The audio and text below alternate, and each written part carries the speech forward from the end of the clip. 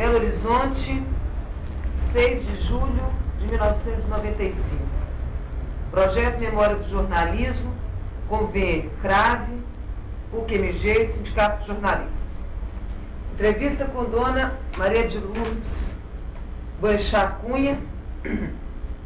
Entrevistadores: Carla Ferretti Santiago, Arlindo Medeiros Filho, Rogério Faria Tavares e Mário Vigiano. Dona Lourdes, nós vamos começar com a senhora nos contando um pouquinho da infância e da juventude da senhora, não é? O nome completo da senhora? Maria de Lourdes Boechat Cunha. A senhora nasceu onde, dona? Nasci em Portela, distrito de Três Irmãos, no estado do Rio, à margem do Rio Paraíba. Mas saí de lá ainda bebê de meses e meu pai se fixou em Carangola, na zona da Mata. Em que data? 26 de novembro de 1911. Estou, portanto, com 84 anos. A família da senhora trabalhava, o pai da senhora trabalhava em quê? Olha, vendo agora, com esta sua pergunta, me ocorre que essa coisa de ser pioneiro é uma constante na minha família, é uma praga, sabe? Porque agora eu vou te responder que meu pai implantou na região de Carangola, em todas as cidades limítrofes ali, como Faria Lema, Manhuaçu, Manhuberim, e todas aquelas cidades, o cinema, que era então cinema mudo, casas de exibição de filmes, era cinema mudo. Houve dias e acontecimentos assim hilariantes das pessoas chegarem no cinema. As cadeiras eram aquelas cadeiras Gerdau, comum, únicas, e passaram soltas. Cada um chegava, vem pra cá, levava a cadeira, sentava lá perto. Vem, chega pra lá que a fulana vai sentar aqui e tal. E, às vezes, tinha que ensinar para que lado olhava, onde ia sair o filme. Né? Então, o filme vai sair ali naquela tela branca e tal, não sei o quê. E houve uma ocasião, um filme, um filme passado na corte de Luís XVI, em que um ladrão roubava o colar de Maria Antonieta. E um sujeito puxou um revólver e deu um tiro para matar o ladrão. Então, ele foi um pioneiro, levando em coisas de mula, aquelas latas de filmes para passar em Manhumirim, recolhendo em Manhumirim, ia até Manhuaçu, para passar também em Manhuaçu, e ir descendo por ali afora. Então, eu acho que foi daí que eu herdei esse negócio de me antecipar ao meu sexo. E eles chamavam-se como? Lourival de Sá Boechat. E a mãe da senhora? Maria Augusta Carvalho Boechat. Ela morreu muito cedo, com 26 anos, e eu me lembro dela numa casa de fazendas para comprar um vestido, e ela queria uma seda cor-de-rosa, e o marido, o meu pai, dizia: não fica bem para você, afinal você é uma mulher casada. Essa cor não é mais para você. Cor de rosa. Ela morreu com 26 anos. Né? E nós ficamos muito pequenos, éramos 3, e ficamos em Carangola até que meu pai se casou de novo. Ela morreu com a espanhola. Se casou de novo e aí tivemos, por conciliação de família, de ser razoavelmente afastados. Eu fui para Petrópolis, Colégio Santa Isabel, e fiquei lá até me formar como normalista. Dona Lourdes, nessa profissão do pai da senhora, era assim que ele sustentava a família, com cinema? Com cinema. E depois, quando aconteceu a entrada do cinema falado, exigia do empresário de um antigo cinema mudo, exigia um capital bem grande para jogar aquilo tudo fora e implantar uma nova estrutura para o cinema falado, né? É pena que eu não possa contar as coisas que aconteciam, mas... Pode, mãe. Pode. Não, que tentou-se, ele não tinha essa estrutura financeira, então havia uma coisa intermediária, uma ponte entre o cinema mudo e o cinema falado. Era um cinema com 2 discos, né? E ia passando o filme assim, manualmente, e estava 1, 2, 3, 6, nos discos, 1, 3, 4, 6.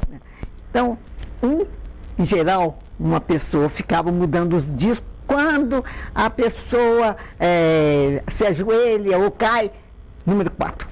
Já estava lá o número 4. O número 5 já ficava lá de sobreaviso, né? Mas acontecia que o filme estragava, então era cortado e emendado. E muitas vezes aquela cena que era a deixa do negócio tinha sido cortada. E você ficava esperando toda a vida o homem cair da escada para pôr o filme. Não tinha mais, né? Então chegou-se à conclusão que isso era inteiramente impossível, o povo não aceitava e tal. O papai vendeu o cinema, passou a ser comprador de café, porque aquela zona de Carangola é uma zona cafeeira, zona da mata. E foi como comprador de café, posteriormente se mudou para Belo Horizonte e morreu aqui como construtor, construía e vendia essa coisa toda. E a senhora chegou a trabalhar nessas salas de cinema? Nas férias, nas férias. Tinha salas? Eram salões, né? Você assistiu Cine Paradiso? Era aquilo exatamente. Gente, eu assisti Cine Paradiso, eu chorei, mas chorei de soluçar, porque eu me via naquele menino, eu vivia aquilo, sabe? Com o João de Souza, que era o maquinista, passando aquele... E depois a casa ser demolida e desaparecer, e com ela as lembranças. Mas era aquilo daquela maneira, muitas vezes, mas nas férias, porque mal começava fevereiro, eu tinha que ir para Petrópolis, né? Ficava interna. Dos três irmãos, melhor, a senhora teve mais 3 irmãos? Não, nós éramos 3. 3. A senhora era caçula? Era mais velha. A mais velha. Uhum. E os outros eram um irmão, uma irmã? Como é que era? Eu era mais velha, fiquei de 7 para 8 anos, órfã. O meu irmão, que vinha a seguir, ficou com 5 anos, e uma irmã que ficou com 3. Nessa vida de estudante, o primeiro estudo que a senhora teve foi nesse colégio interno ou antes, em Carangola? Em Carangola e na escola pública, porque não existia grupo escolar naquele tempo, eram escolas públicas. Inclusive, muito curioso, que eram 2 professoras que me alfabetizaram, Dona Cifra e Dona Cedília. O que eu ia te fazer? Era isso. Era um nome de batismo, né? E tinha um irmão que se chama, filho de um médico, doutor Lacerda. Tinha um irmão que se chamava Ponto, e coerente com o nome morreu.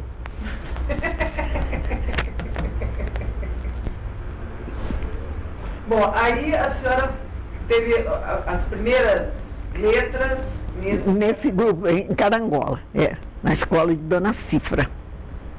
E aí, em seguida, a senhora foi para Petrópolis. E lá fiquei, porque não havia, era além da conveniência de estar resguardada num bom colégio, uma coisa toda, não havia colégios no interior do estado, né? De qualquer maneira, você tinha que ir para uma cidade maior se quisesse estudar mais. Então, já que tinha casado de novo, estava em lua de mel, estava mais fácil já ir para o meu destino, né? Era uma instituição... Eram irmãs vicentinas, aquelas de corneta, aquele chapéu assim, extraordinariamente cultas, e tínhamos, assim, as professoras muito conceituadas, era administrado pelo Estado do Rio, né? A Secretaria de Educação do Estado do Rio, e tínhamos fiscais, essa coisa toda, e ela era um colégio muito conceituado mesmo, com o corpo docente de classe média para alto. Era uma escola paga, então? Altamente paga. Só para moças?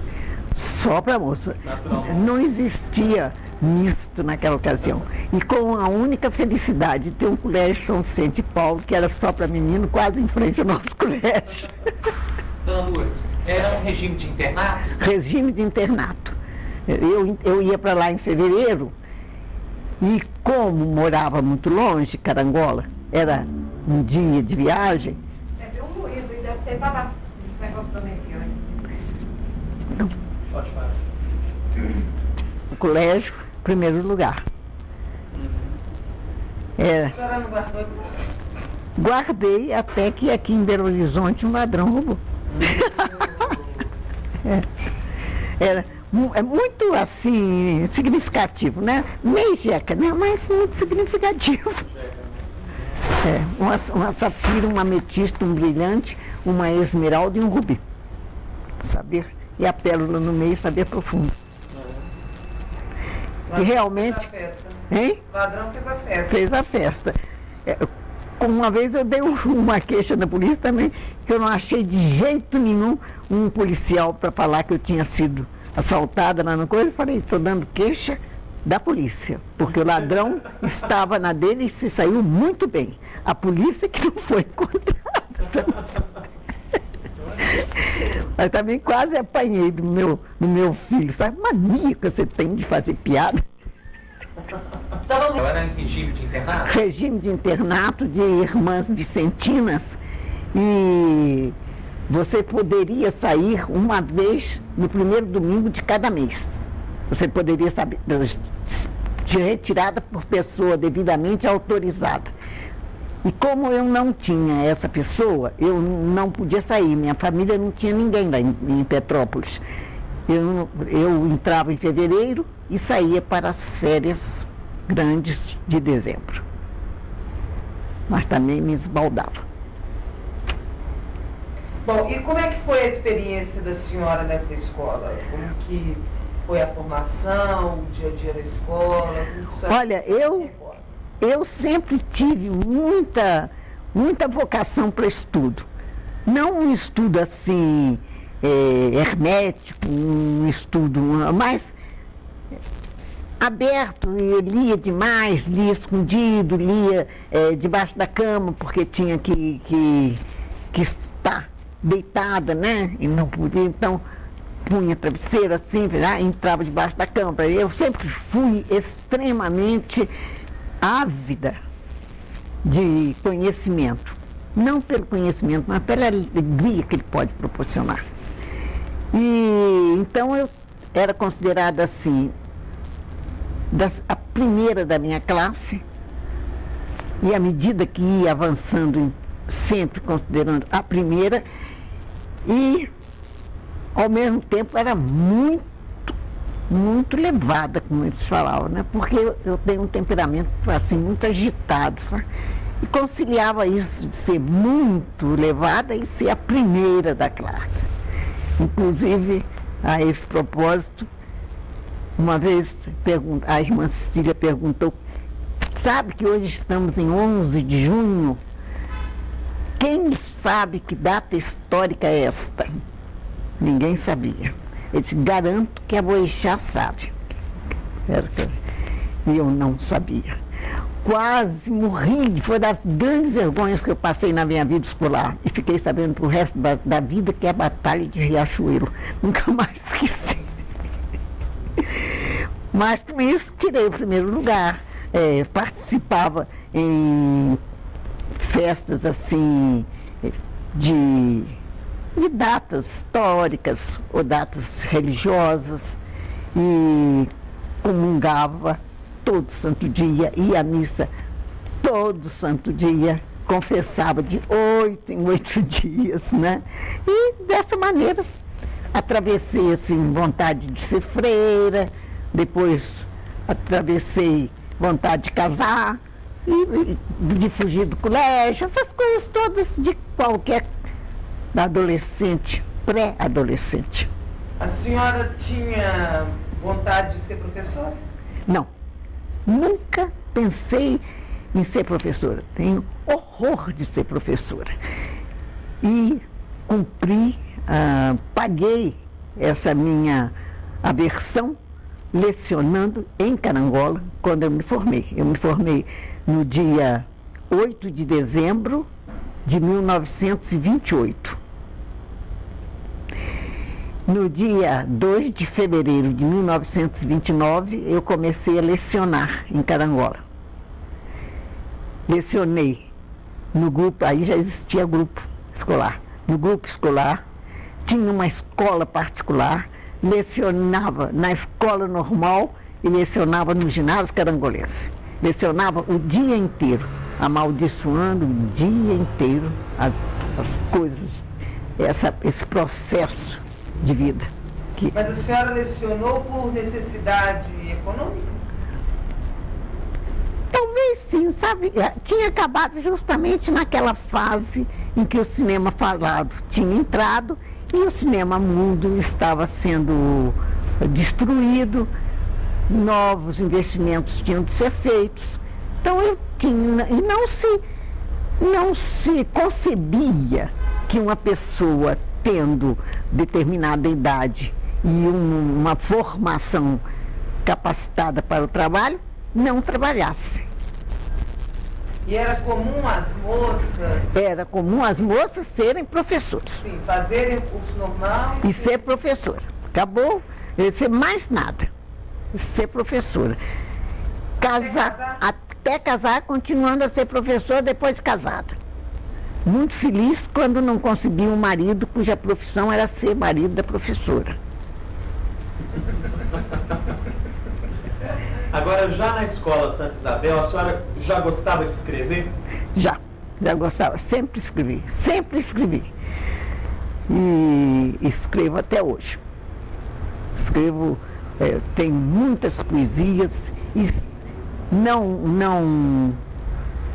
não faço um livro delas por respeito a Carlos Drummond de Andrade e outros bichos. Mas quando eu morrer, eu quero que eu tenho uma arca onde eu guardo tudo que eu escrevo, porque eu acho que você deve deixar para os seus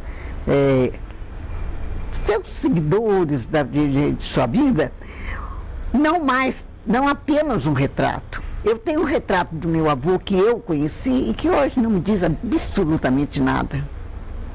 Ele é apenas um vulto no retrato.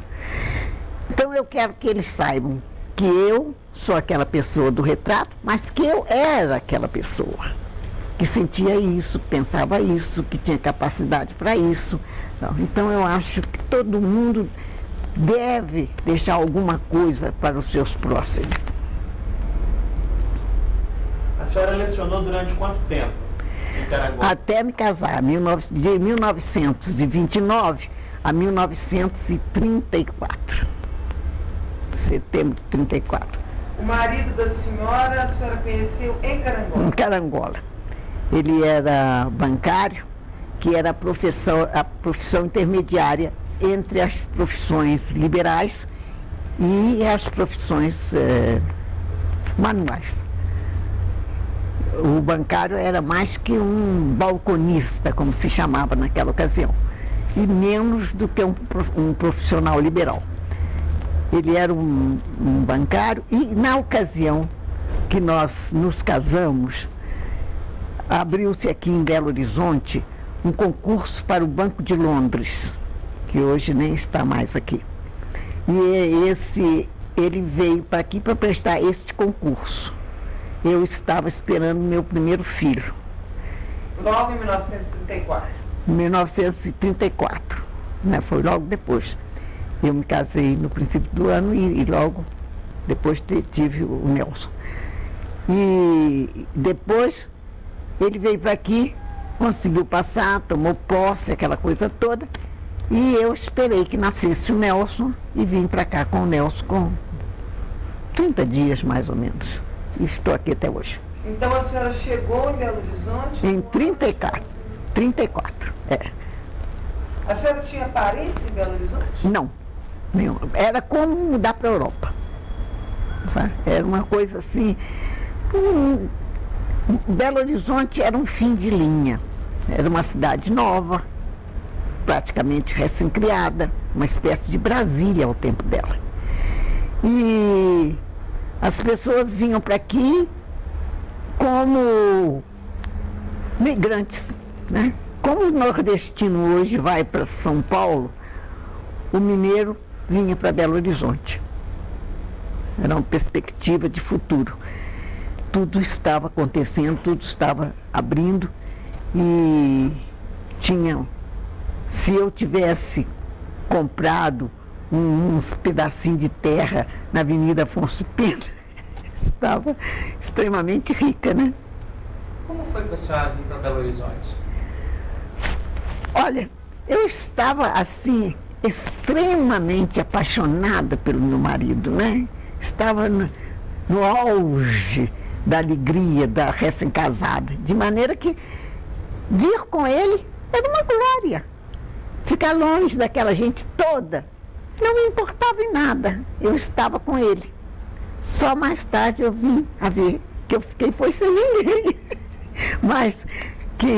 Mas era um sentimento, vim muito alegre, muito alegre. A senhora já tinha estado em Belo Horizonte? Não, nunca tinha estado em Belo Horizonte. E ele também nunca tinha estado em Belo Horizonte. E também não tinha dinheiro nenhum para estar em Belo Horizonte. Éramos, assim, extremamente carentes de reservas financeiras. De finanças, reserva já nem se diz. Então, ele trabalhava no Banco de Londres e ganhava um alto salário para a época, que era 450 mil réis. Não sei quanto vale isso hoje. Mas não deve ser tanto assim, porque não dava para. Então, de pronto, se evidenciou a necessidade que eu tinha de trabalhar. E é o primeiro emprego que eu consegui aqui em Belo Horizonte, que também é uma coisa curiosa, foi na Companhia Força e Luz de Minas Gerais. É a nascente da CEMIG, né? Por curioso que pareça, o meu trabalho era incrementar o uso da eletricidade no domiciliar. De que maneira que a senhora fazia isso? Uma anedota, sabe? Eles me davam uma mala deste tamanho. Olha, eu era filha de uma família fundadora da cidade, tida no maior conceito social e cultural. Estudei no colégio interno 9 anos, do qual eu nunca vi a cozinha do colégio. Nunca preguei um botão. Tinha tudo na minha mão, só estudar. Vim para Belo Horizonte, arranjei esse emprego único. Olha, uma mala deste tamanho, desta altura, leve, que eu tinha que sair com ela. Eu ia de manhã para a Companhia Força e Luz. Eles me davam a mala, que já estava lá com o meu nome, e uma relação de casas que eu teria que visitar. Nessa casa tinha, essa mala parecia uma mala de mágico, sabe? Tinha um aparelho que se chamava visiômetro. Como o nome diz, tinha a finalidade de medir a intensidade da luz para determinadas funções que estavam lá, né? Bom para cozer, bom para ler, bom para isso, bom para aquilo. Você chegava à luz assim, então, não, a senhora está vendo que esse lugar que a senhora está cozendo aqui, a senhora não é bom para ela. A senhora tem que aumentar essa lâmpada, porque senão a senhora vai ficar com uma carência assim, de visão, e isso está prejudicando a senhora. Vamos lá no outro quarto. Que quarto é aqui? Aqui é. Seus meninos estudam aqui? Ah, não é possível. Visiômetro. Só comigo mesmo, né?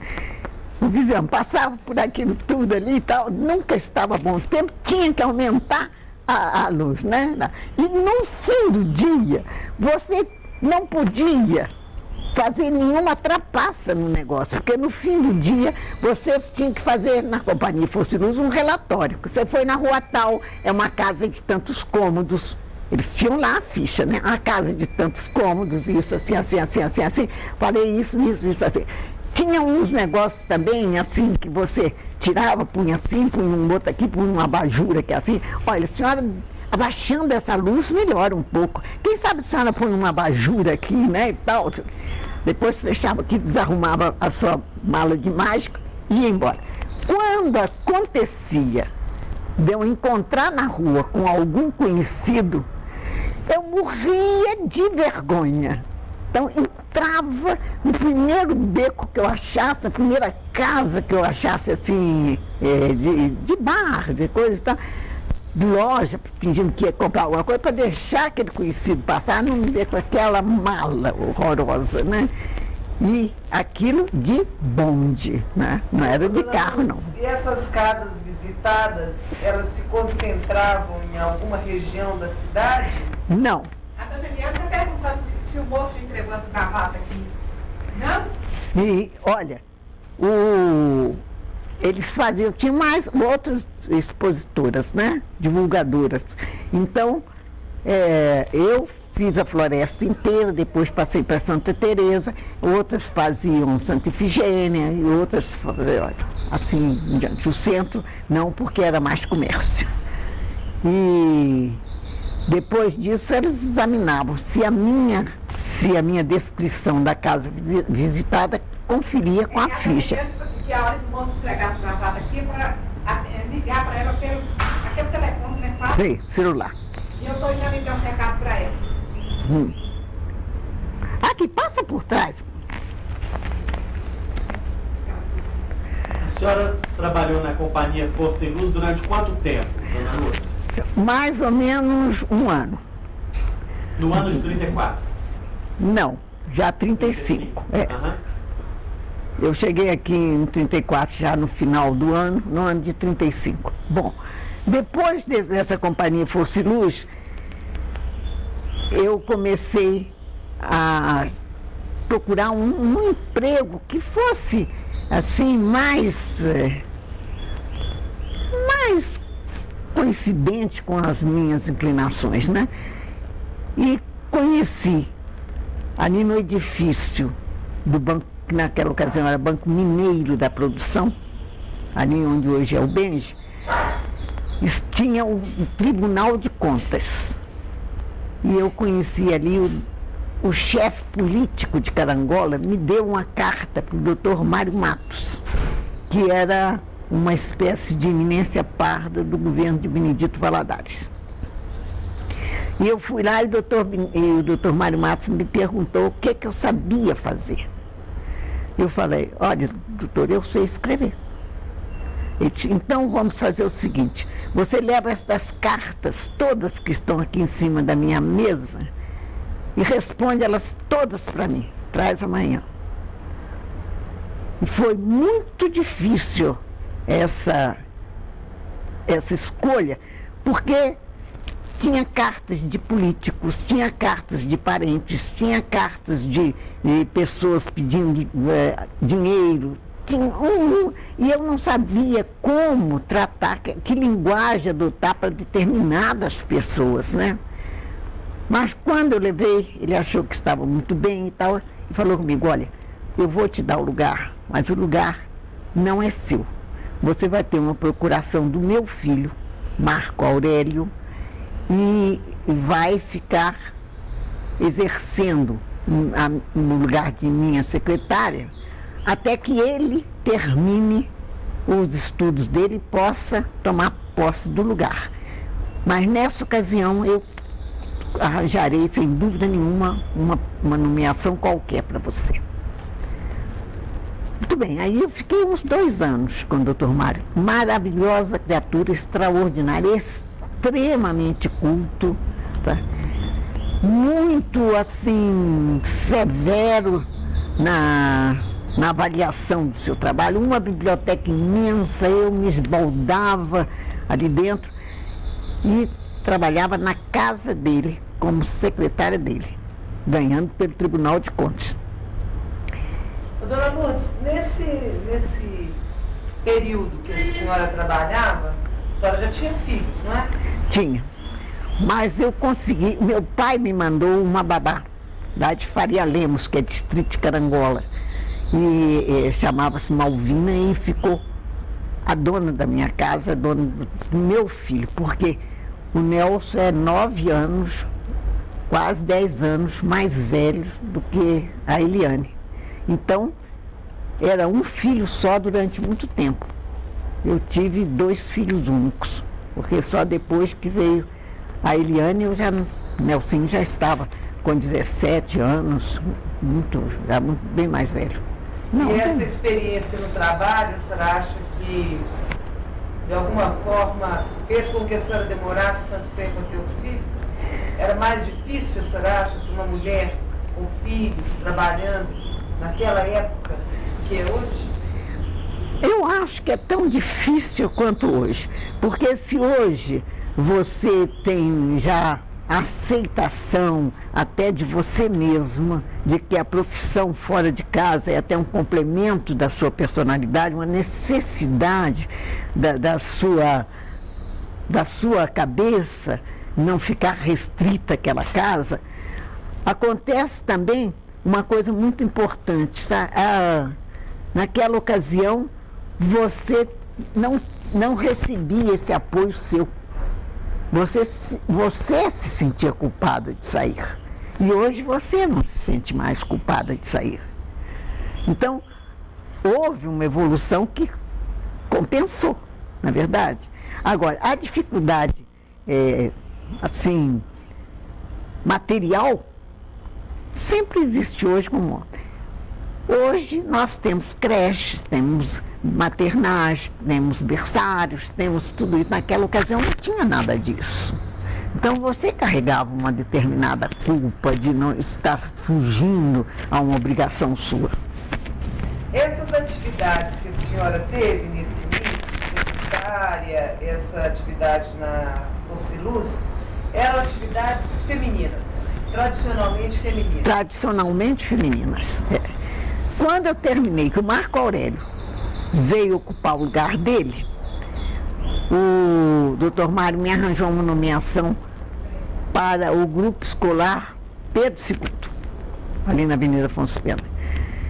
Eu me reportei a minha experiência de professora e a minha vocação completamente contrária, sem que nisso vá qualquer, ao contrário, eu acho que o professor é, assim, um minerador de diamantes, não existiria o diamante se não fosse um minerador, né?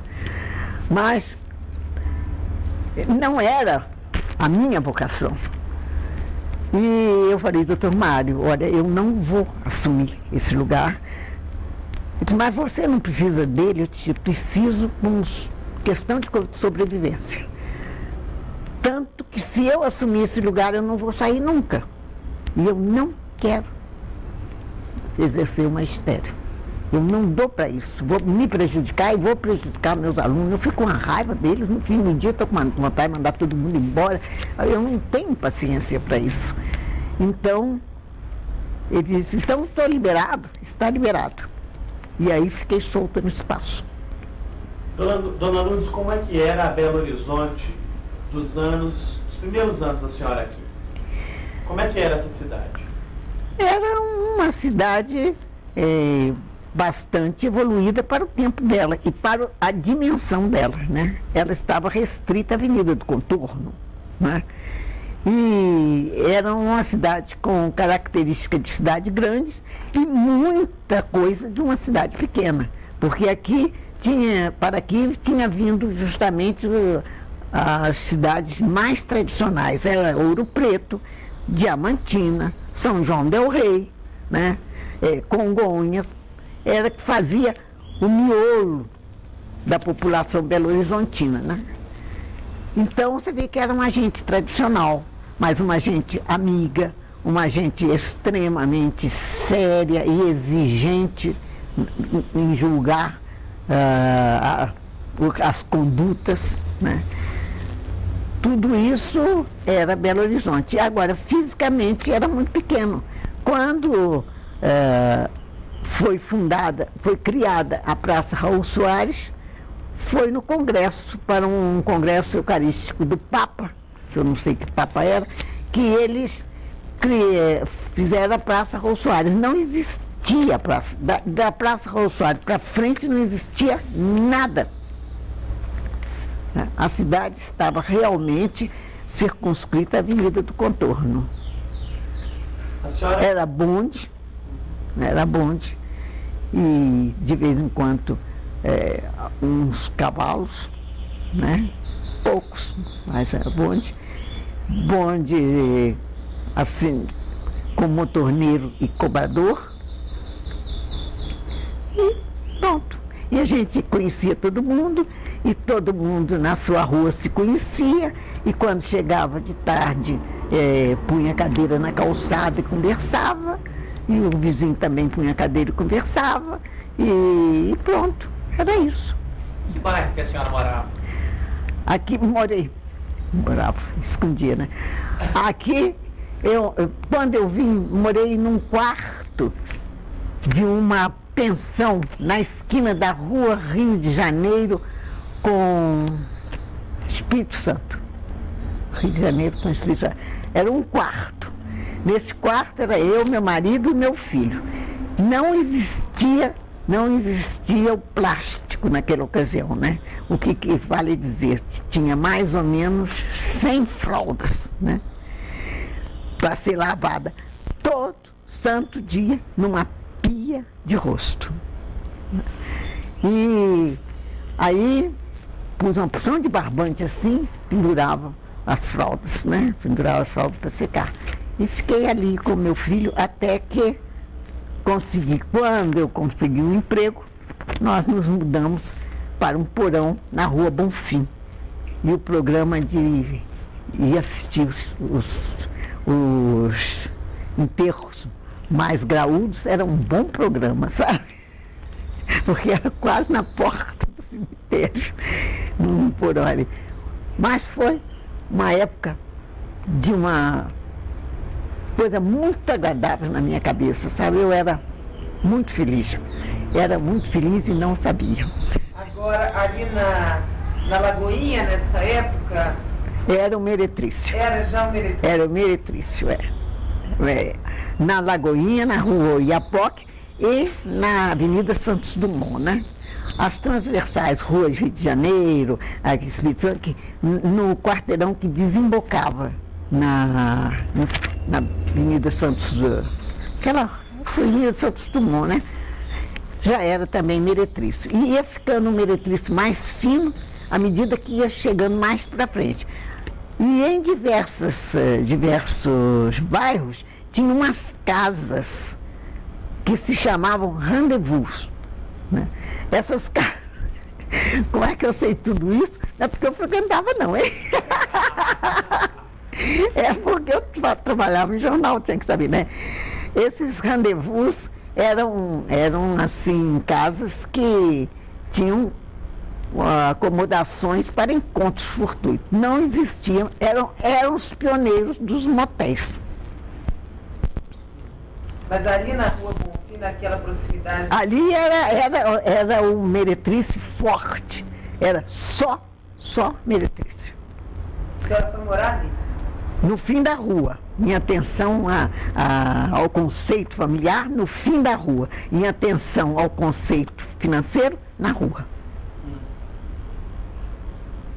E havia rendezvous famosos em Belo Horizonte? Havia, na Floresta, no Barro Preto. Havia as madames? Havia as madames dos rendezvous, Madame Olímpia e outras madames assim, de menos enfoque. Agora, na época em que a senhora veio para cá, a senhora tem alguma recordação do que era a imprensa em Belo Horizonte naquela época? Antes de começar a trabalhar nela? Não, naquela época que eu acordei para o jornalismo, existia em Belo Horizonte 4 jornais, né? Que era o Estado de Minas, o Correio de Minas, o Estado de Minas, o Correio de Minas, eram 4 jornais. A Folha de Minas, a Folha de Minas e o Diário, que era chamado também de Diário Católico, né? Hoje nós temos menos, né? Bom, o Estado de Minas era o órgão que quantificava comercialmente, né? E era, assim, dono da imprensa em Minas. Trabalhava lá o Virgílio de Melo Franco, o Luiz de Bessa e outros jornalistas tiveram um atrito lá, não sei por que motivo, e resolveram fundar um jornal. Saíram do Estado de Minas e fundaram a Folha de Minas, que tinha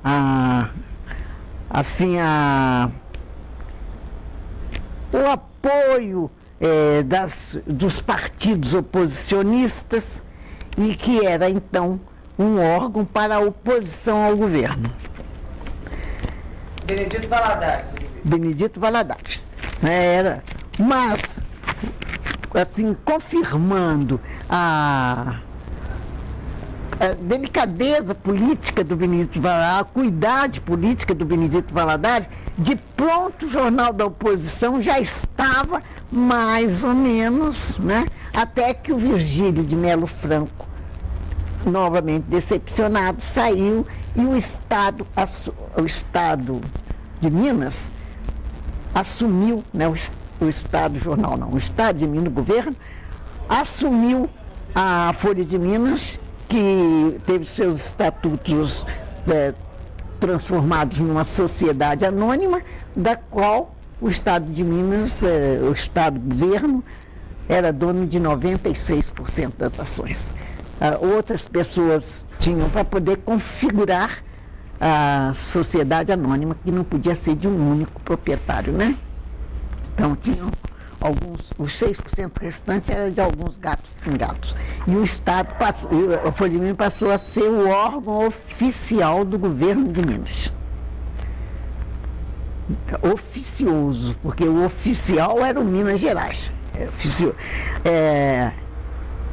Recebia de manhã a ordem, mais ou menos, instruções, os assuntos que deviam ser ventilados, de que maneira deveriam ser ventilados, e passou a ser, então, a voz oficial do Estado. E teve uma atuação maravilhosa. Cresceu dentro dessa limitação que ser uma estatal pesava. Ela teve condições muito grandes de se desenvolver. Tanto que era considerada uma escola de jornalismo, o que também não é grande vantagem, porque à medida que o jornalista se fazia, dominava a profissão, criava nome, saía da escola e ia para o Estado de Minas, para o Globo, para o jornal, como aconteceu com Pedro Aguinaldo Fulgêncio, com o Wilson Figueiredo, com o Wilson colunista, o Wilson Frade, e o Wilson Castelo Branco, né? Todos esses aprenderam na Folha de Minas, na escola, e saíram para o exercício efetivo da profissão em outros órgãos mais livres. Dona Lourdes, de que conceito social gozava o jornalista naquela época? Como é que a sociedade via o jornalista? Com extremo respeito, tá? Porque nós éramos uma classe, assim, privilegiada no conceito público e também no conceito dos governos. Tanto que os jornalistas tinham um mundo de vantagens, de exceções. O jornalista era isento de imposto de renda, era isento de taxas para registros em cartório de compra de imóveis, entrava gratuitamente nas casas de espetáculo, né? E não pagava registro de todas as despesas de cartório, ele não era cobrado. Não era cobrado, não, tinha isenção, né? E isso dava assim uma tônica de uma classe muito importante, né? E realmente era, porque, como é até hoje, porque a imprensa forma a opinião pública, e a opinião pública é que dirige um país. Dona Lourdes, desses jornais, desses 4 jornais que existiam em Belo Horizonte no período, a senhora era leitora de algum particular? Eu tinha que ler todos, né? Antes de ingressar no jornalismo? Só do Estado de Minas. Para mim só existia o Estado de Minas, porque os outros, o Diário Católico tinha uma tiragem muito pequena.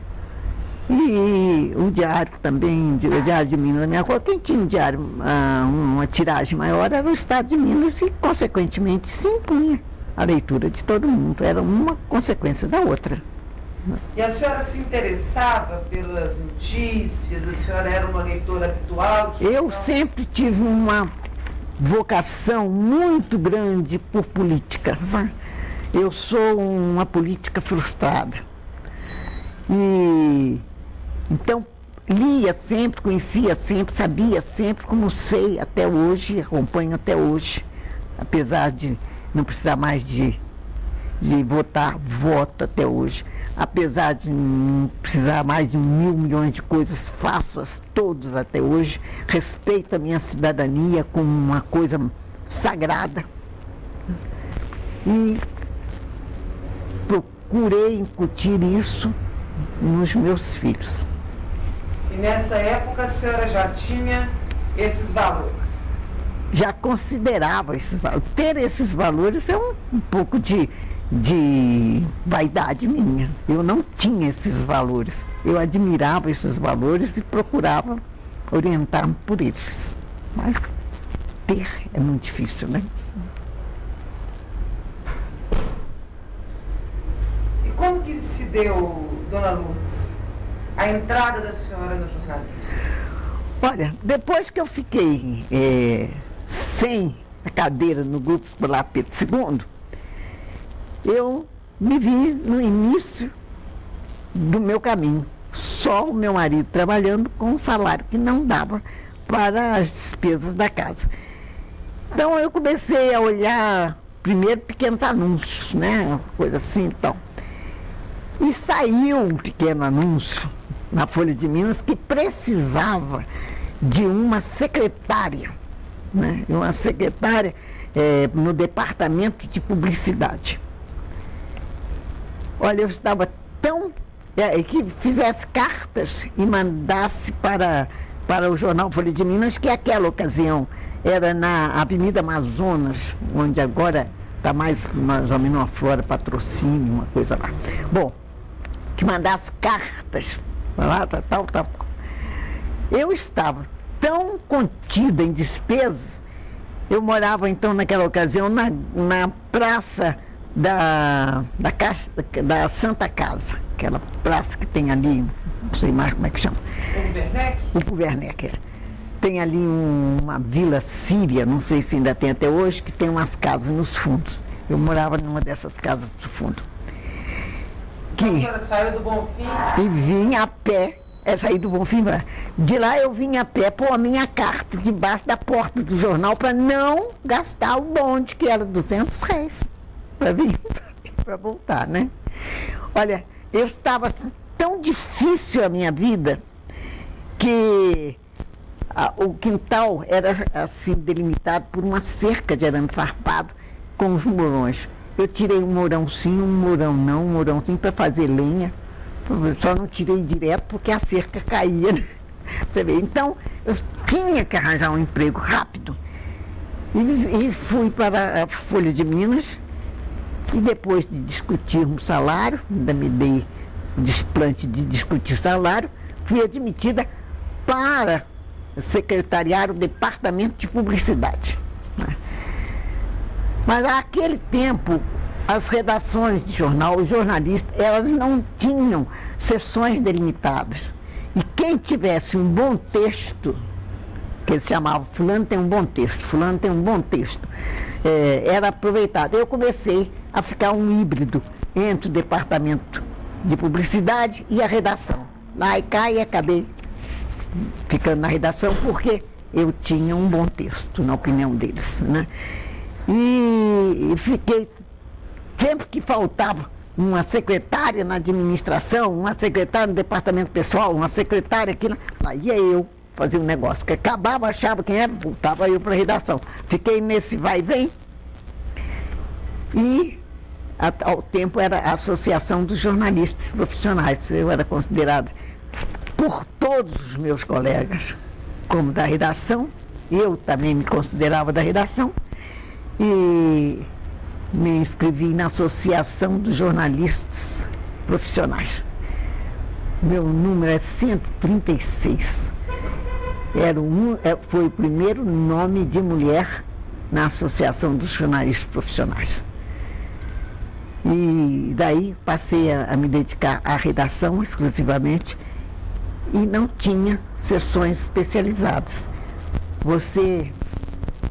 O jornal era feito da seguinte maneira: você chegava e escrevia, não existia aquela pauta, aquela coisa, o responsável por determinado setor, então passava para você a pauta, tal, você ia cobrir, não.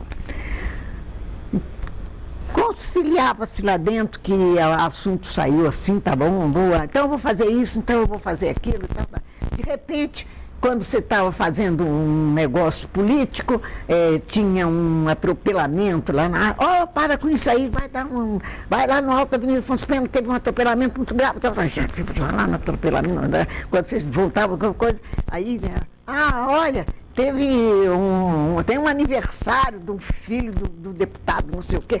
Para cobrir o aniversário, era desse jeito, né? Não tinha limitação de assuntos como tem hoje, né? Como uma profissão regulamentada que é. Mas isso foi muito bom, porque deu assim uma experiência de escolaridade, não é? Hoje eram profissionais que tinham experiência e cobriam qualquer setor. Mas nisso a Folha de Minas foi pioneira. Ela teve seu primeiro setor turístico, com Marcelo de Alencar, que fazia crônicas e incentivava turismos e visitas às estâncias mineiras. Teve colunismo social, que foi com o Wilson Figueiredo, né? Que era o Juan. Frade. O Wilson Frade, que era o Juan, e o Sérvulo Tavares, que assinava Cyrano. Bom, depois, no setor de esporte, o Anatólio Lima, né, que até hoje está, o Alcibiades Magalhães, que tinha apelido de Bola Nossa, porque ele era juiz de futebol também e roubava muito para o Galo. Então, tinha vez que ele dizia: a bola é nossa, e ficou com o apelido de Bola Nossa.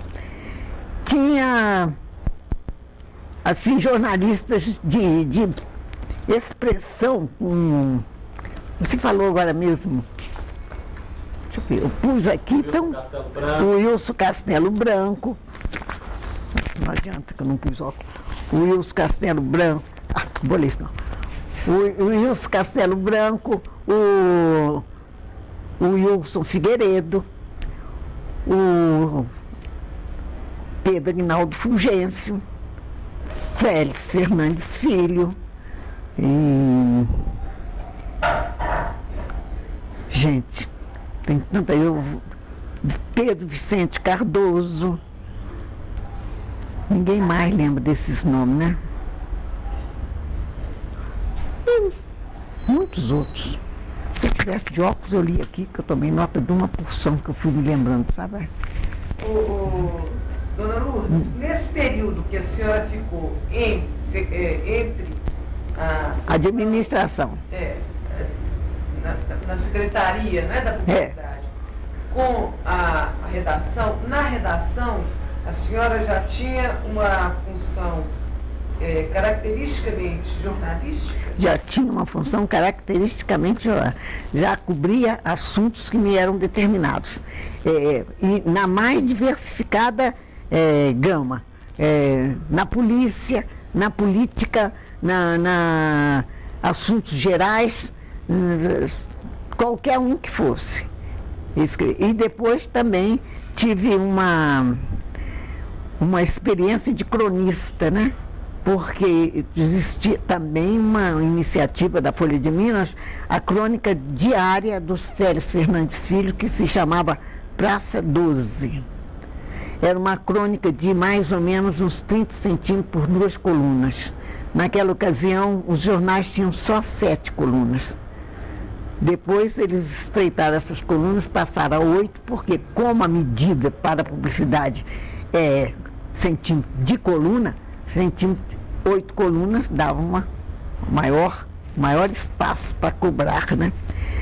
E era 2 colunas corridas em 30 centímetros, essa Praça 12. O Félix foi, e ele ainda é vivo, a pessoa de cultura geral mais ampla que eu conheço. Ele trabalhou comigo 17 anos, escrevendo diariamente uma crônica sobre os mais diversificados assuntos, sem nunca consultar nenhum dicionário, ou livro, ou compêndio, nada. Ele era capaz de dissertar sobre qualquer escritor, sobre qualquer personagem, citava a Divina Comédia em italiano, versos e versos, era um poço de cultura geral. E eu substituí o Félix Fernandes Filho 1 ano e meio, porque ele ganhou uma bolsa de estudos em Denver, nos Estados Unidos, dado pela Prefeitura de Belo Horizonte, da qual ele era funcionário, com mais 7 funcionários. E eu fiquei com a coluna dele o tempo todo, porque era muita gente, costumava se dizer, eu compro a Praça 12 e vem a Folha de Minas com ela, né? Então não convinha a Folha de Minas que a Praça 12 parasse de sair. Assim como não convinha a ela que fosse outra pessoa, senão o Félix Fernandes Filho. Porque todo aquele conceito era dele. Ao ponto disso que eu te dizer, as pessoas achavam que a Praça 12 é que era o que se comprava, e não o jornal. Ele abordava os mais variados assuntos, sempre muito crítico, extremamente humorístico e culto, né? Isso a senhora tinha muito tempo que já estava na Folha de Minas? Já tinha bastante tempo que eu estava na Folha, já tinha bastante experiência. Eu trabalhei com ele na mesma sala 17 anos, né? Então eu tinha bastante experiência. E foi um motivo para mim, assim, muita felicidade substituir uma pessoa que eu admiro tanto e que tinha um prestígio tão grande, porque no fim de mais ou menos uns 6 meses, muitas pessoas já sabiam, as mais íntimas, né, que era eu que escrevia Praça 12. Mas o jornal exigia, por questão comercial, que o nome fosse Félix Fernandes Filho. E quando ele voltou, reassumiu a crônica. A senhora podia escrever sobre o que quisesse ou havia alguma espécie de censura ao texto? Desde que não se escrevesse contra o governo, né? Desde que não, porque o jornal era governista. Desde que não se atacasse o governo estadual, você podia escrever sobre tudo que você quisesse. Isso era importantíssimo, condição sine qua, porque era uma crônica deste tamanho diária. Então, não podia limitar muita coisa, não, senão não dava. Você tinha que ler, achar um assunto interessante, saber de um acontecimento interessante e escrever sobre ele livremente. Dona Lourdes, nessa época a senhora era a única mulher na redação? Era. Na redação da Folha de Minas e nas redações. Né? E como era a relação com os colegas? Maravilhosa, maravilhosa. Eu sempre gostei muito mais de homem do que de mulher. Sabe por quê? Não sei se é porque eu nasci muito atrasada para a minha época, eu devia ter nascido. Eu tinha uma mente também pioneira. Eu não dava muito valor a certos preconceitos. Não dava mesmo. E eu tinha uma agilidade mental, que eu já perdi muito, né? Mas eu tinha uma agilidade mental muito grande. Então eu não suportava aquela limitação das mulheres daquele tempo que era cri-cri, né? É só criado e criança. Não tinha outra coisa. A minha casa é receita de doce, mas, e aquilo eu não sentia menor atrativo naquilo. Era a mulher daquele tempo. Hoje não. Hoje eu admiro muito as mulheres, né? Porque agora elas já também se libertaram desse cilício de criança criada, né? Hoje você também não deve se sentir muito bem quando o assunto é só isso, lá naquele societinho deles, né? E ficam só vestido e mais isso, e pinturinho, mais aquilo. Nunca tive muita paciência para isso, não. Mas também não fui muito masculinizada, não, tá? Não vamos criar, assim, subterfúgios, não. Não fui, não é? Eu gostava muito deles porque eles tinham uma conversa muito atraente, eram muito abertos e eles gostavam muito de mim porque eu era a única mulher ali, eu era o tônus feminino da redação, né?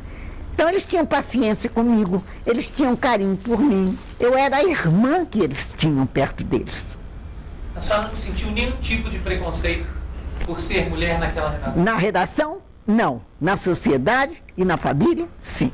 Que tipo de preconceito? Achavam, eu não sei se eles respeitavam tanto a profissão. Era uma hora em que a mulher estava abrindo a porta da casa dela. Até então ela tinha ficado dentro de uma casa fechada, não é? Aquele momento, aquela época, ela estava abrindo a porta e saindo, não é? Então, não só você não sabia o que ia encontrar lá fora, como também as pessoas não te conheciam. Estou falando a mulher, né? Não te conheciam. Era um elemento novo na concorrência profissional. Coisas que eram feitas, exercidas só por homem, com uma concorrência, portanto, muito mais restrita, daquela época em diante estava se alargando, estava se abrindo. As mulheres estavam ingerindo sobre terrenos sobre o qual ela não tinha ainda tido participação. No você entrar, você desaloja alguém. É um princípio de física, não há dois corpos, não pode ocupar o mesmo espaço, né? Então, o que acontece é que isto estava na base do preconceito. As mulheres estavam desalojando os homens. Então, mas quando isso, qual era a possibilidade de se mostrar esse preconceito, se não a possibilidade pequena de criticar, de acusar, de apontar, né? Porque uma coisa não se justificava esse preconceito. A pessoa estava trabalhando honestamente, dificilmente, sacrificadamente, Então, quando você entrava num lugar qualquer, era comum você dizer, olha, ele é jornalista. Como se dissesse assim, ela é uma vedete, né? Ela é uma vedete. Então, isso era muito comum. E isto se refletia na família. A família não gostava, né? Sobretudo o machão mineiro, que tinha que conviver com isso, né? De ter uma mulher pioneira, né? Não era... O pioneiro é sempre um peso para a família. A pressão foi muito grande? Em que setor? A senhora estava falando em termos de família já, né? No nível familiar. Já. A pressão foi muito grande para a senhora naquela época desistir ou mudar? De vez em quando me arranjava até uns empregos, sabe? Mas depois, quando o meu marido foi eleito vereador, ele arranjou até uns empregos para mim na prefeitura, sabe? Mas eu falei com ele, agora é tarde. E eu já tinha uma personalidade, sempre tive uma personalidade muito forte, mas me custou muita turbulência doméstica, sabe? Bastante. Se fosse agora, eu não teria levado, ele não teria tido paciência de me aguentar até o fim, teria pedido o desquite. Mas naquela época não era comum e também não convinha a ele, porque ele era vereador, um homem público, escritor, era um escândalo danado, então ele me aguentava. Ô, dona Lourdes, esse prestígio que a senhora vê no jornalista, que a senhora disse que os jornalistas possuíam, a mulher jornalista não possuía? A minha época, não, ela era uma marginal no jornalismo, no princípio. Depois ela foi se firmando, depois que a profissão foi regulamentada e que ela cursou a escola de jornalismo e saiu de lá com uma profissão liberal, né?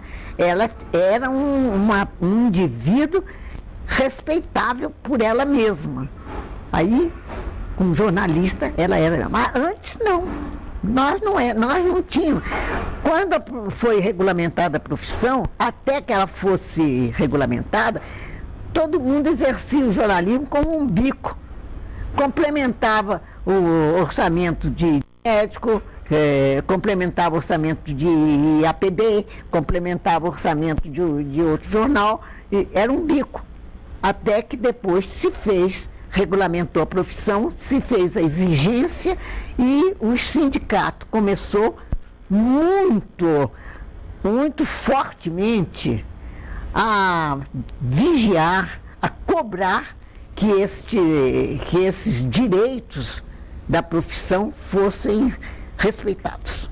Muita gente teve que desistir de ser jornalista depois de um bom tempo de ser da profissão. E para a senhora, essa remuneração, ela era satisfatória? Da Folha de Minas não, porque ela não é estatal, né? Vale dizer, é remuneratória na TV educativa? Não é. É remuneratória nos grupos escolares? Não é, porque o Estado paga mal, né? Paga mal e paga atrasado. Na Folha de Minas nós tivemos a ocasião de ficar 6 meses sem receber. Quer dizer, você era um jornalista formado na profissão e na resistência. Não era fácil ficar 6 meses sem receber, né? A gente ia fazendo vale. Quando chegava um dinheiro do governo, acertava lá os vales, você recebia o remanescente. Ou às vezes assinava um contravale. Mas, de toda maneira, o jornal era extremamente respeitado como órgão que ditava a opinião pública do Estado. Dona Lourdes, ainda sobre as condições de trabalho na Folha de Minas, havia hora extra, trabalho no fim de semana, como é que era? Remunerado? Não, a senhora trabalhava além do horário definido? Não tinha muito. A Folha de Minas não tinha muito trabalho além da hora, não. E a gente ficava sentado conversando, às vezes a hora extra era bate-papo na redação, né? Falta de vontade de ir para casa, né? tinha lá as coisas para resolver e tal. E mais remunerado, não tinha nada. E se tivesse um acontecimento marcante num domingo, não tinha dúvida que você era convocado. Se estivesse por perto, né? Porque podia convocar qualquer um. O horário era qual na redação? Horário integral, de manhã e de tarde, né? Porque, como eu falei, sempre eu era convocada para suprir uma falta na administração, né? Porque eu era a única mulher, eles entendiam que até achar quem ficasse para aquele lugar, como aconteceu uma coisa muito interessante, porque eu era a única mulher, uma coisa muito interessante, era muito comum levarem para a redação mães solteiras largando seus filhos lá, para fazer uma campanha pelo jornal de arranjar uma família para aquela criança, né? E ficava lá, a gente fazia uma reportagem sobre aquilo tudo, tirava um retrato do neném, que era uma gracinha, uma beleza e tal, não sei o quê, acabava aquilo, ia eu com ele para minha casa, porque não tinha onde deixar, né?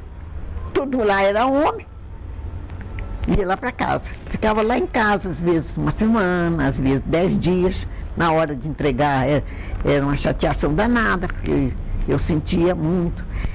E isso porque eu era a única mulher. Agora, se vocês quiserem saber qual foi a época que eu me senti assim, extasiada com a minha profissão, foi quando a Folha de Minas fez 25 anos.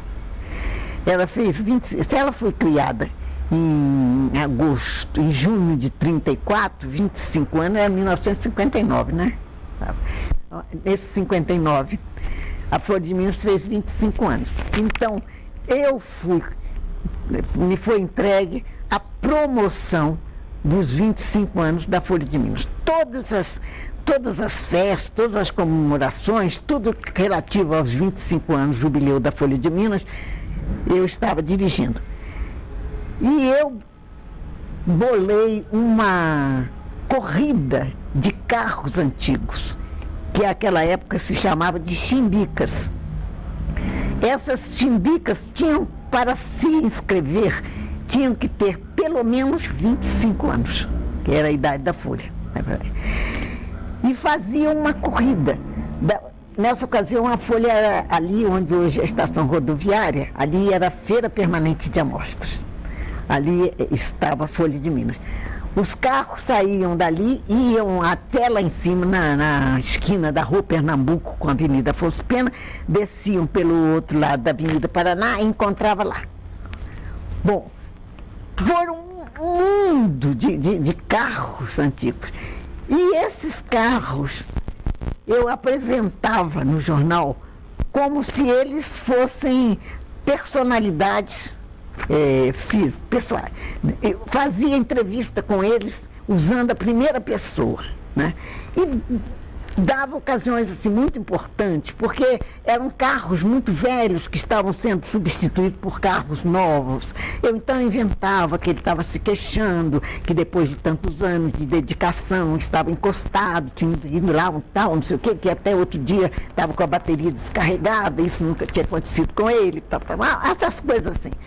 E despertou muita curiosidade. Veio carro até de Conselheiro Lafayette, veio um carro num trem, num vagão de trem, numa prancha de trem, para ele não se desgastar. E quem ganhou, tinha a comissão jogadora, olhava o aspecto do carro, o número de peças genuínas do carro e o trabalho que ele ainda estava exercendo. Eram 3 itens. Ganhou um advogado que tinha aqui, que eu não me lembro mais não, tinha um Ford 29, absolutamente original. Nem uma peça fora, nem um arranhão, nem uma lataria retificada, nada. Ele estava saindo da fábrica, 0 quilômetro, um Ford 29. O advogado, aí ele foi entrevistado, foi uma coisa. E no ano seguinte, a revista O Cruzeiro fez a mesma reportagem em diversos números, usando a mesma forma de entrevista na primeira pessoa, né? Então eu achei que foi muito bacana. Aí nós fizemos também desfiles de escolas de samba, nem existia escola de samba, desfile de carnaval, né? E mais isso e aquilo, bailes da fantasia, baile nada. Foi um mês de jubileu da Folha de Minas. E eu estava no céu aberto. Dona Lourdes, a senhora conviveu na redação com jornalistas e com certeza com alguns profissionais que transitaram pela literatura também. A senhora se lembra de alguns deles, dos escritores? Havia escritores na redação da Folha de Minas? Carlos Drummond de Andrade. A senhora conviveu com ele? Convivi com Carlos Drummond de Andrade, mas ele não pertencia ao quadro do João, ele era colaborador, né? O João Etienne Filho colaborou na Folha de Minas, eram colaboradores. Eles já tinham lastro assim suficiente para e eram solicitados a colaborar em diversos órgãos. Eles não se sujeitavam a um único órgão, né? Dona Lourdes, com quais jornalistas na Folha de Minas a senhora teve um relacionamento mais próximo? Félix Fernandes Filho. Foi o que mais marcou a senhora? Foi o que mais me marcou. Não só porque a personalidade dele era assim, ele é um coeficiente assim, um QI altamente apurado e uma cultura muito grande, uma memória privilegiadíssima e muito engraçado. Porque ele não era uma personalidade que não tinha nenhuma restrição para coisa nenhuma, sabe? Ele não obedecia. Vou te contar o Zé Calazans, também é um escritor. O Zé Calazans era nosso amigo também, nada coisa, e o Zé Calazans chegou lá um dia no jornal e falou que estava fazendo seguro de vida, tá? E tal, que ele ia ganhar um dinheiro lá, que só com uma Folha de Minas ele não podia sustentar a família, e tal, que estava fazendo. Então o Félix falou com ele assim: ô Calazans, ótimo você falar isso, que eu estou doida para fazer um seguro de vida, mas eu não tenho vagar para isso. Então, você traz para mim uma proposta? O Calazans ficou... Então, diz o Félix, quando eu chego em casa, acendo a luz e vejo aqueles meninos deitados lá, e penso que se eu morrer, eles vão todos morrer de fome, porque eu não tenho nada, eu tenho que fazer um seguro. E o Calazans ficou muito bem, e passados uns dias trouxe a proposta. E o Félix, Calazans, agora não preciso mais não. O Félix, mas você fez com outra pessoa? Não, eu agora já aprendi que quando eu chego em casa eu não acendo a luz. Agora, isto é uma anedota, mas era a vida dele. Ele vivia, ele era advogado, abriu um escritório ali onde hoje é a esquina de Espírito Santo com a Avenida Amazonas, era o edifício que tem lá do IAPI, INPS agora, né? Ele tinha um escritório de advogado lá. Eu falei, que joia! E eu ajudava ele muito nos negócios, passava a máquina, os negócios dele, né? Bom, quando ele falou, que ótimo, Félix, você precisa de prestar atenção, você é um advogado tão capacitado, você tem que valorizar isso em você e tal, não sei o quê. E o Félix foi para lá e montou o escritório, tudo bem. Quando passaram uns 3 a 4 meses, me aparece o Félix. Falei, não era hora de você estar no escritório? Acabei com aquele escritório. Eu falei, por que você acabou? Começou a aparecer cliente, eu queria ficar lá sossegado, lendo meus livros, não tendo namoração nenhuma. Começou a aparecer cliente, tem que marcar audiência, fechei o escritório, tratou outra vez. Era uma filosofia de vida que ele seguia, Não, ele chegava perto de você e te pedia um dinheiro emprestado, sem nunca te ter visto, porque ele não tinha a menor ambição, não dava menor valor a coisa alguma, além daquela disponibilidade mental que ele exigia manter. Dona Lourdes, como é que eram admitidos os diretores da Folha de Minas? Eles eram nomeados pelo governo. nomeados pelo governo? Nomeados pelo governo, é. Então foi o Virgílio Melo Franco foi o fundador, logo a seguir veio o Clarindo de Melo Franco, também continuando a dinastia, né? Depois do Clarindo. Olha, a senhora ia ligar e falar com ela que não tem horário no salão. Dona Lourdes, como eram admitidos os diretores da Folha de Minas?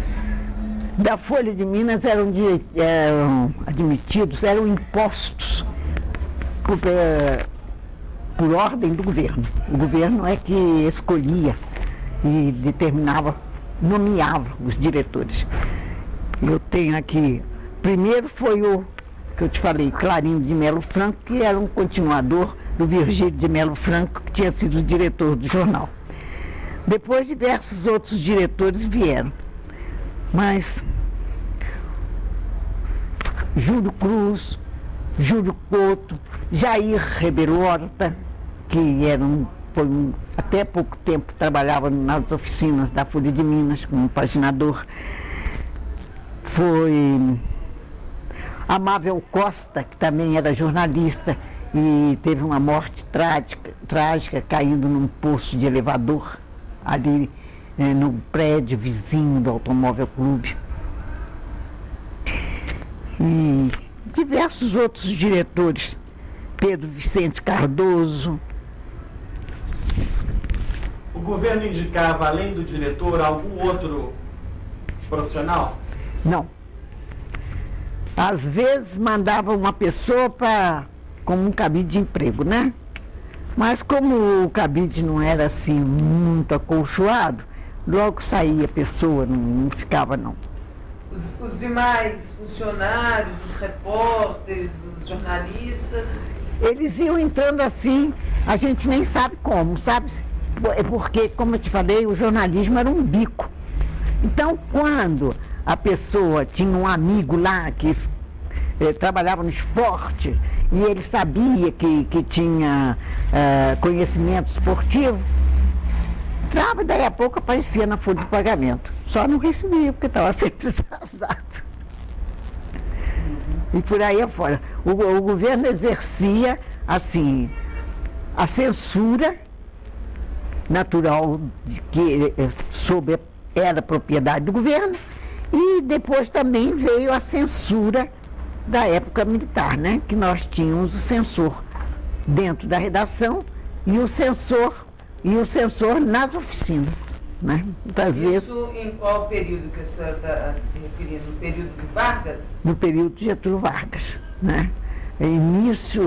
Final do Benedito Valadares. Final do Benedito Valadares, governador.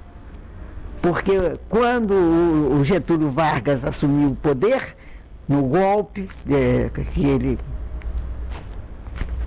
chefiou, o Benedito Valadares era governador eleito de Minas. Todos os outros governadores foram destituídos e foram nomeados interventores.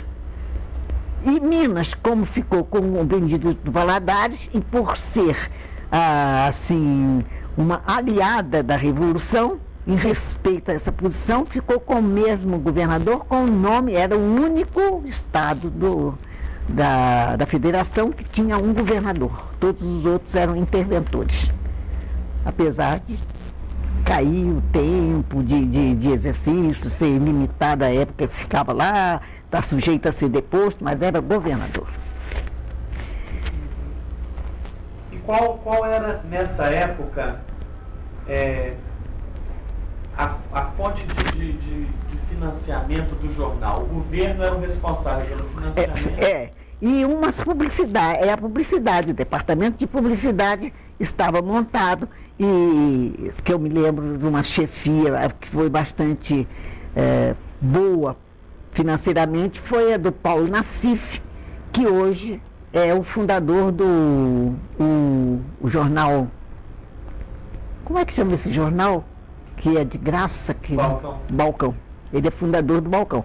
Ele foi o diretor de publicidade da Folha de Minas, muito tempo, e com bastante êxito.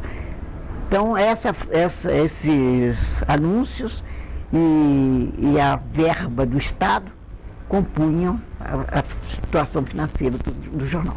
Mas o dinheiro do governo era mais importante da publicidade? Mas muito mais importante, muito mais importante. Qual era a relação? 90%? Qual era a relação? Relação assim, 2/3 do governo e 1/3 da publicidade. Havia assinaturas? Havia assinaturas e departamento de assinaturas e fichado direitinho e ia pelo correio e para as cidades do interior tinha assim pessoas que trabalhavam aliciando assinantes, né? Viajavam, tá? Aproveitavam, faziam propaganda usava a autoridade do governo, levando o prefeito a fazer uma publicidade na Folha de Minas, os mesmos golpes de hoje. Dona Lourdes, nesse período ainda, voltando à questão da censura, na época do governo Vargas, o Vargas tinha um órgão de censura e de propaganda, que era o DIP, né? O DIP interferia de alguma forma na... Ele nomeava os censores que chegavam e sentavam na redação quando a redação abria e saíam quando desciam todos os originais para a oficina. E esses censores, eles iam para a oficina e ficavam lá para ver se aquilo que estava sendo composto era aquilo que tinha sido autorizado na redação, né? E alguma matéria vinha do DIP, era plantada no jornal? Era plantada no jornal sem mexer. Olha, era muito difícil fazer jornal naquela época, porque não existiam essas máquinas modernas de hoje. Existiam linotipos. Não sei se algum de vocês já viu um linotipo. É uma máquina que tem um computador grande, digamos assim. Tem um teclado aqui, tem uma coisa assim na frente, com os moldes, com as letras todas, A, B, C, D, diversos A, diversos A, e um depósito de chumbo derretido ao lado. Então você batia assim a tecla, aquela letrinha descia, mergulhava no chumbo, você já viu também? Mergulhava no chumbo e saía compondo um lugar assim que ia compondo as colunas, né? Letra por letra, coluna por coluna. Depois disso tudo, feita essa parte, vinham os clichês que eram feitos separadamente em zinco ou chumbo. Então vinha o paginador, já na oficina, dentro de um retângulo demarcado, ia pondo ali a composição, os clichês, aquela coisa toda. Não era lá no papel marcado, senão, era lá ao vivo com a máquina. Então, de vez em quando, sobrava um pouco de linha. E o paginador tinha que tirar aquelas linhas para poder entrar ali no espaço. E, às vezes, aquela linha era a conclusão do artigo. O redator ficava pé da vida. Então, aí o que acontecia é que, depois disso tudo armado, acertado, posto clichê e tal, vinha um papelão grosso assim, e era comprimido ali por uma máquina a prensa, comprimido ali, aquilo se chamava flan. Era a página do jornal em cartolina grossa. Este flan revestia o rolo da impressora. E aí é que começava a imprimir o jornal, depois do flan. Às vezes, quando o flan já estava pronto, a censura achava que determinada coisa não devia sair assim. Então tinha todo o caminho de volta. Anular aquele flan, anular aquela coisa, aquela composição, aquela paginação, e fazer de novo até chegar ao novo flan. Foi muito dura a censura. 2 anos pesados para a imprensa do Brasil inteiro. Deve ser assim, né? Porque se uma folhinha era. Agora, Isso tudo dava assim muita versatilidade de profissionalismo. Você se especializava num milhão de coisas, né? E A hoje, senhora teve alguma experiência nas oficinas? gráfica, na oficina? Não tive não. Eu tentei, mas não consegui não. Eu tentei aprender linotipia, mas os linotipistas formavam um grupo fechado, sabe? Eles não. Os linotipistas e os redatores políticos eram grupos fechados. Eles não abriam porque eles tinham força de sindicato dentro da empresa, né? Então eu tentei muito, mas não consegui não. A senhora tentou enveredar também pela parte política? Tentei, de alguma maneira dei palpites, mas eu me realizei na parte política através do meu filho, né? Eu iniciei, naquela ocasião, ele era cadete da Marinha.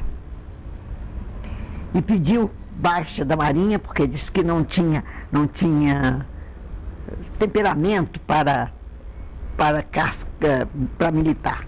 Então, quando eu me vi com um filho que era cadete da Marinha, que não tinha um curso superior, que não tinha uma família tradicional, não tinha um dinheiro, falei, então você vai tirar um diploma de uma coisa qualquer e vai ser jornalista. Você vê como o jornalista complementava, né? Aí está implícito assim, você vai fazer tirar um diploma e vai ser jornalista, porque você vai complementar, vai se apoiar no jornalismo. E levei ele para a Folha de Minas. E fui a professora dele, de jornalismo. E ele tinha loucura por política e se revelou um extraordinário redator político.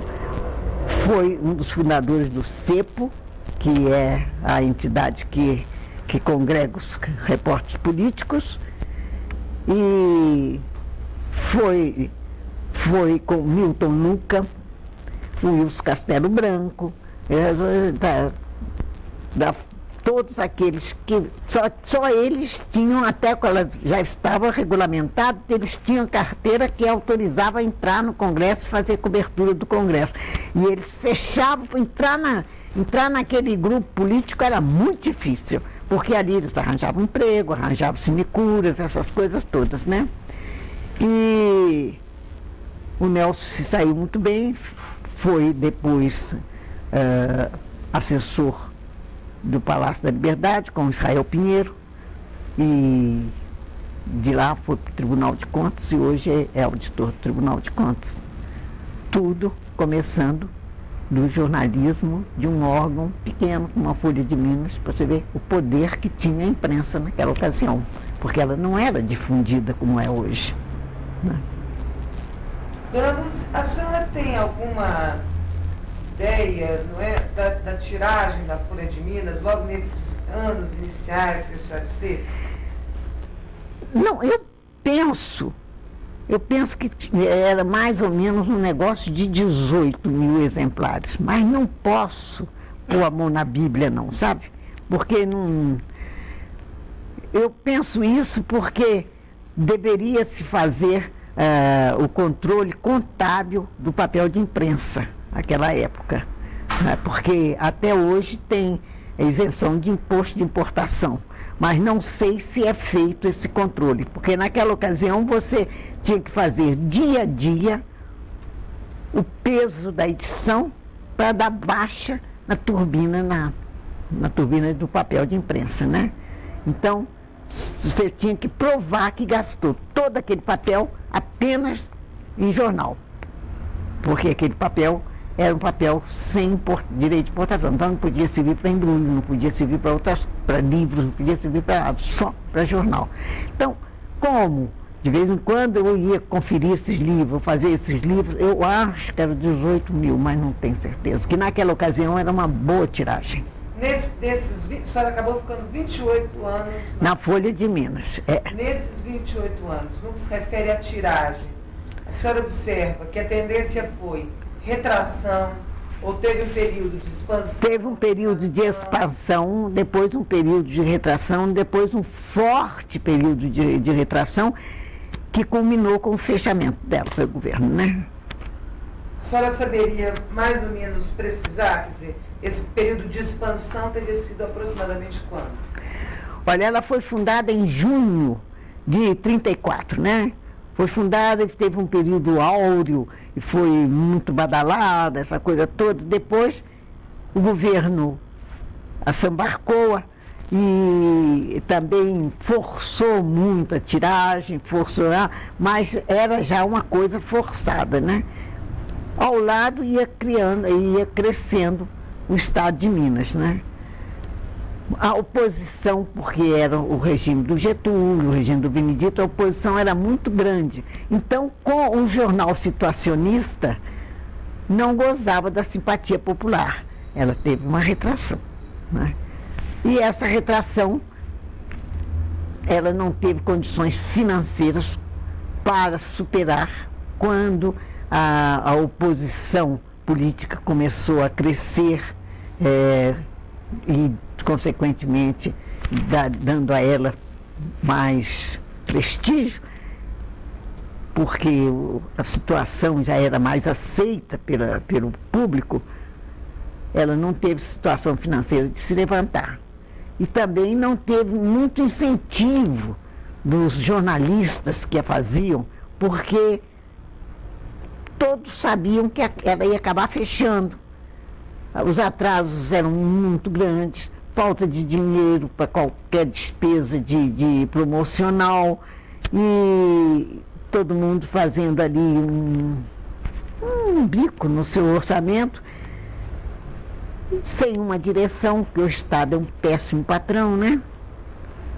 Ela foi cada vez até que, no fim, terminou tendo que ser dissolvida no dia 30 de dezembro de 1964.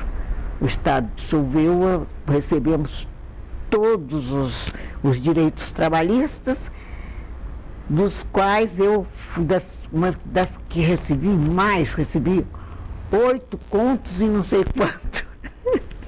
Né? E comprei um Volks.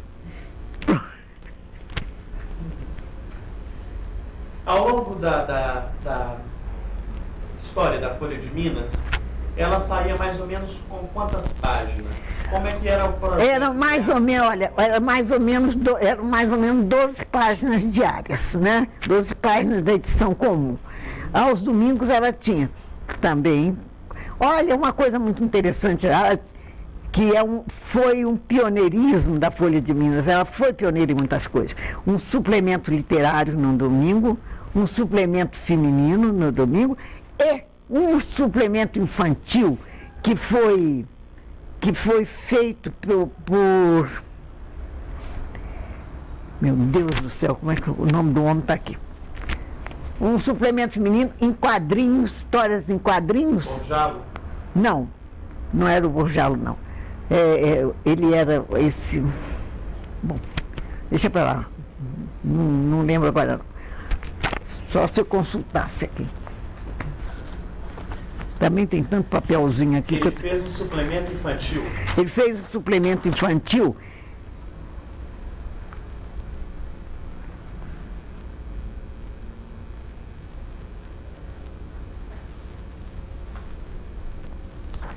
Não acho. Ele é cartunista?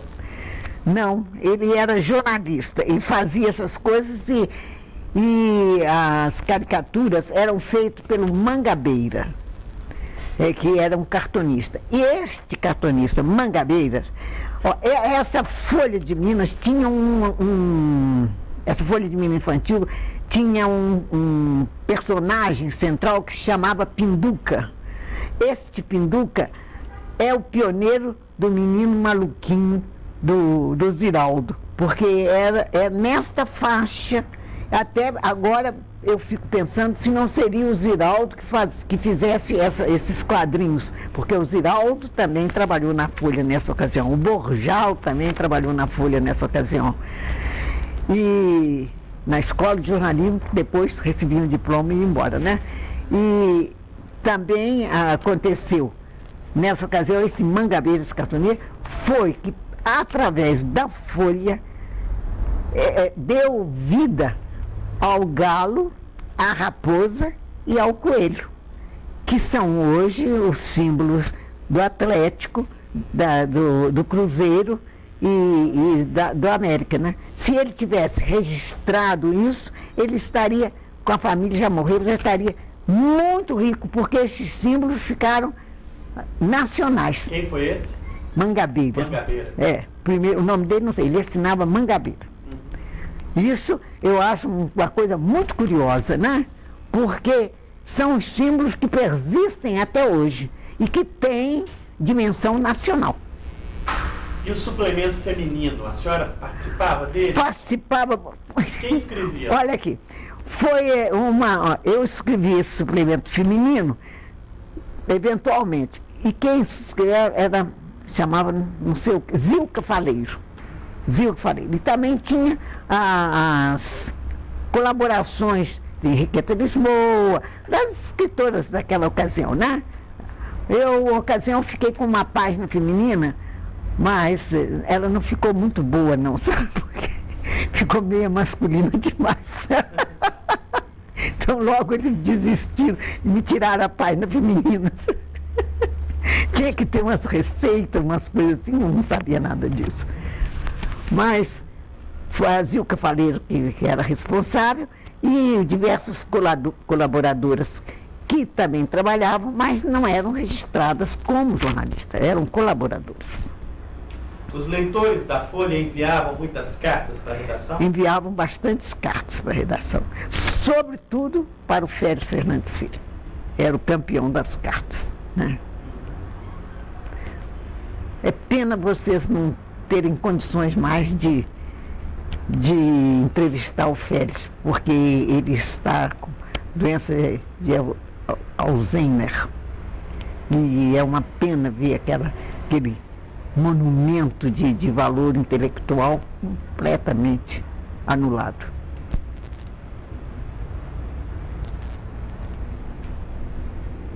A senhora teve uma passagem também pelo departamento comercial do jornal. Como foi isso? A senhora estruturou o departamento? Não. O departamento comercial foi por onde eu entrei. Já estava estruturado. Ele foi estruturado junto com o próprio jornal. Era uma seção imprescindível para qualquer jornal, né? E depois eu trabalhava eventualmente no departamento de publicidade e mais demoradamente trabalhei com esse do balcão, Paulo Nassif, né? Trabalhei lá com ele bastante tempo, porque eu redigia umas coisas para ele e tal, não sei o quê. E às vezes ele passava uns tempos também fora, ia ao Rio, essa coisa toda, e eu ficava por conta do negócio. Eu era o pau de toda a obra lá, e como eu não saía, porque eu tinha uma casa lá, não podia sair, que era mãe de família, então todo mundo saía, todo mundo bodejava, e eu cobria o buraco. Quem eram os principais anunciantes da Folha naquela época, a senhora podia citar? Companhia Belgo Mineira, Queiroz Júnior, Siderúrgica Queiroz Júnior, que eu acho que até já está, coisa, né? E Companhia Força e Luz de Minas Gerais. Essas coisas velhas assim, que já não existem mais.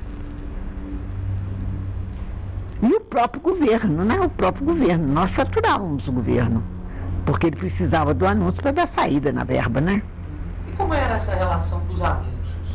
Todo mundo pagava o mesmo preço? Não. O preço deve ser até hoje nos jornais, é por centímetro de coluna. Sim, mas havia algum tipo de preferência? Por exemplo, o governo pagava menos por financiar? Descontos, como até hoje tem também, né? Isso, façamos justiça à Folha, né? Ela não estava se vendendo, não. Ela faturava por centímetro de coluna, faturava o cliente, e quando o cliente era assíduo, ou o anúncio era muito grande, ou a gente estava precisando muito de fechar uma página, né, para poder rodar a edição, tinha desconto, né? Nisso o governo não interferia? Não. desde que o anúncio tivesse a característica comercial. Se fosse uma carta aberta, um manifesto, uma coisa qualquer, tinha que ser censurado pelo governo. Antes e depois da censura prévia do Getúlio Vargas, né? Nas eleições, por exemplo, algum candidato anunciava de alguma forma? Anunciava muito. E eles pagavam normalmente? Pagavam normalmente. A gente não recebia normalmente, não, mas eles pagavam.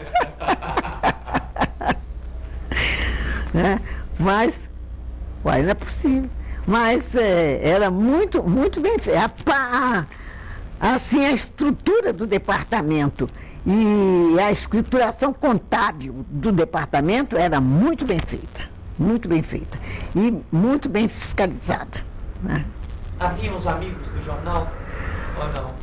Em que sentido esses amigos? No sentido desses anúncios. Havia algum tipo de troca? De anúncio? Não, havia permuta. Havia permuta, sim. Às vezes perguntava por ventiladores, às vezes perguntava por máquina de escrever, não é? Era Hamilton naquela ocasião, né? Também era um bom anunciante, a Hamilton. E isso é uma forma de pagamento que persiste até hoje, penso eu, né? Já tem quase 4 anos que eu estou afastada de qualquer atividade, mais até do que de jornalista, né? Eu acho que ainda existe, porque é uma forma normal de transação. Ô, dona Lourdes, nesses primeiros anos da senhora no jornal, a senhora nos disse do equipamento gráfico, né? Qual era o equipamento do jornal na redação? Máquinas de escrever. As notícias chegavam... Como chegavam? Então, o encaminhamento dessa coisa... As notícias chegavam ou captadas em outros órgãos, ou em revistas, essas coisas todas, ou no dia a dia da cidade, né? Ou as notícias políticas que cobriam os setores nacionais, e o setor estadual e o setor municipal, né? Essas notícias eram, muitas vezes, chegavam em forma de release, né? Os deputados também mandavam seus releases, essas coisas todas, e a gente fazia uma triagem, divulgava com alterações, quando era release, para não sair igual em tudo quanto era jornal, né? E se convinha, se a gente era amiga daquela pessoa, aumentava um bocadinho e tal, coisa, se a gente achava muito antipático, se dirigia um bocadinho, né? E contingências do relacionamento humano. Mas o jornalista tinha como... Não existia aquela figura, existia no papel. Você era repórter, você era admitido como repórter. Depois você era promovido a redator. Depois você era promovido a redator-chefe. Encerrado o assunto, né? Daí para frente você ia ser o gerente, o diretor, a coisa já estava na área do Palácio da Liberdade, né?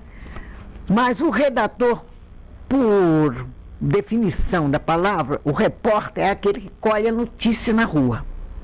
E o redator é aquele que redige. E o copdesk é uma figura também, que essa era quase a minha função maior, de copdescar os textos, porque sempre havia um rodízio grande de jornalistas na Folha de Minas, né, por causa do salário, por causa da escola, cada um tirava o diploma e ia embora, né? Então, os que vinham não tinham. O texto do jornalista é um texto muito especializado, ele é sem adjetivação, muito sucinto, né? Com a maior capacidade de material contido em menor número de palavras, né? E isto dá também a feição do jornal. Então, o sujeito que entra começa a escrever naturalmente, né? À tarde estava quente e tal, não sei o quê, e quando lá na Pedreira Prado Lopes, né? Um negócio aqui e agora, né? Aquele jornalista aqui agora, entrava daquele jeito, e a gente tinha que fazer então um copydesk para pôr respeitando o texto do repórter, pôr na linguagem jornalística. E essa função do copydesk existe até hoje. E é uma função muito importante mesmo, porque ela define o perfil do órgão, né? E tem também um setor que fica assim à margem do jornalismo, que é importantíssimo, que é o revisor, né? O revisor é muito importante também. É aquele que dá a última palavra, põe o ok para ir imprimir o flan.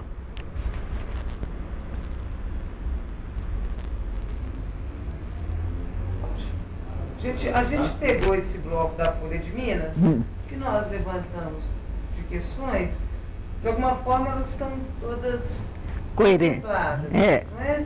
Então, nós já temos 2 horas de gravação. Tá bom por hoje.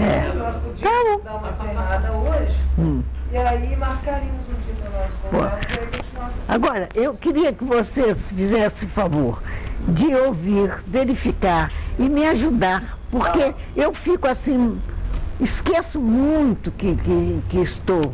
Foi ótimo. Não precisa de ótimo. Mas é verdade. Não. Foi tranquilo. Muito tranquilo.